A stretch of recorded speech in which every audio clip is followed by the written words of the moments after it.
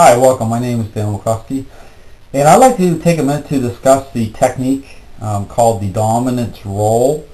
What this technique consists of is taking a dog and rolling it, physically rolling it onto its back until it submits. This controversial technique is mentioned, by many as cruel and over the top. And you'll see trainers such as Cesar Millan, use this technique as a regular part of their training method style. A couple questions here I want to answer is it effective? Does it impact the decision making of the dog? And what my attitude is about using the technique myself. Just kind of clarify it.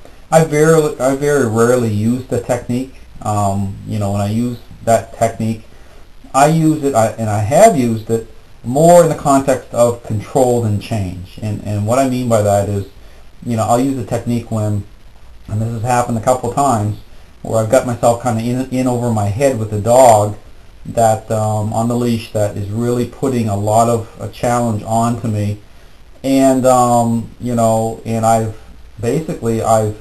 I haven't been paying attention as much as I should have with being able to handle a couple dogs that I should have been coaching the owners and create roll change first at a certain level, and I've missed a couple little signs about how much power the dog's been holding.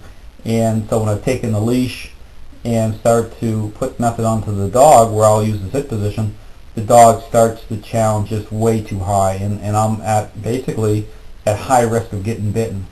And so when the dog's coming in on me, trying to get a hold of me, how I use that technique is to reduce my risk of getting bit. So what I'll do is, instead of where you get to a level where you just can't redirect the force coming in, on the leash, you're using the kinetics to leash technique to move that away from you, but it's just the dog's just asserting too much. What I'll do is, as the dog's turning, I'll roll it. I'll roll the dog onto its back, and I will hold it there, and I'll submit it or put the dog into a situation. But in that context, I'm using it to control.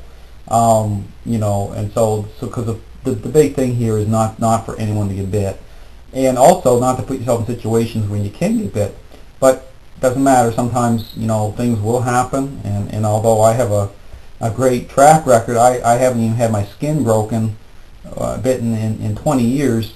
It can happen, but when you're on your game, so to speak, it just shows when something does happen, you can use this technique to get out from underneath getting bitten if you know what you're doing. But as to use that as a training tool, I would not use it, just for that very reason, is it puts you at high risk of getting bitten anyway. If you don't know what you're doing and you're trying to dominance roll a dog, that type of technique is putting a large amount of authority onto a dog, especially a dog that's not putting out.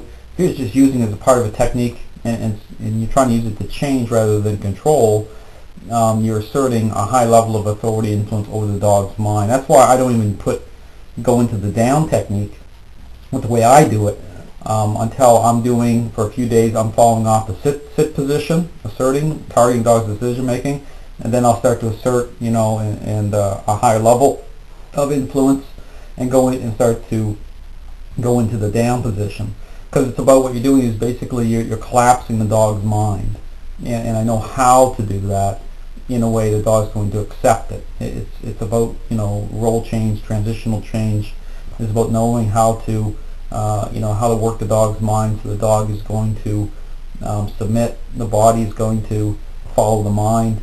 But again, this dominance roll technique, alpha roll, whatever you want to call it, you see some trainers use it.